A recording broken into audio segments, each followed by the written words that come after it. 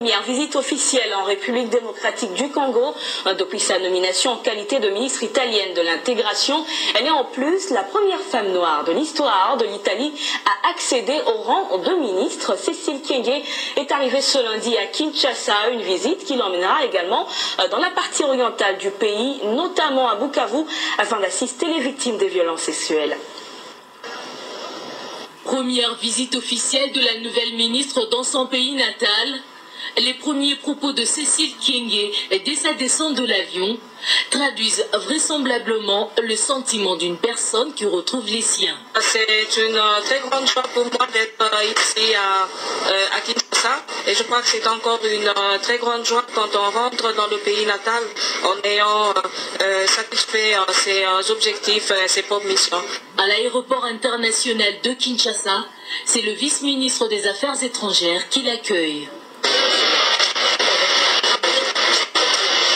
Ministre italienne de l'intégration, mais le sentiment d'appartenir à la RDC demeure aussi profond et difficile de s'effacer, a reconnu Cécile Kyenge. C'est difficile d'effacer ses origines. Dans mon identité, il y a aussi un parcours congolais.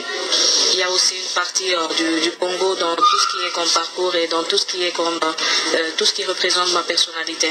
Agenda chargé pour la ministre qui devra s'entretenir avec plusieurs autorités congolaises avant de se rendre mardi à Bukavu au Sud Kivu dans le cadre d'une assistance aux victimes de violences sexuelles. C'est en 2004 que Cécile Kyenge s'est fait plus remarquer dans la vie politique, notamment lors des élections municipales de juin 2004.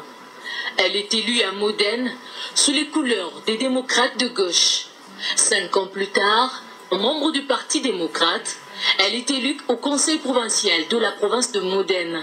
En avril 2013, elle est nommée ministre de l'intégration du gouvernement de grande coalition d'Enrico Letta. Elle devient alors la première ministre d'origine africaine à entrer dans l'exécutif italien.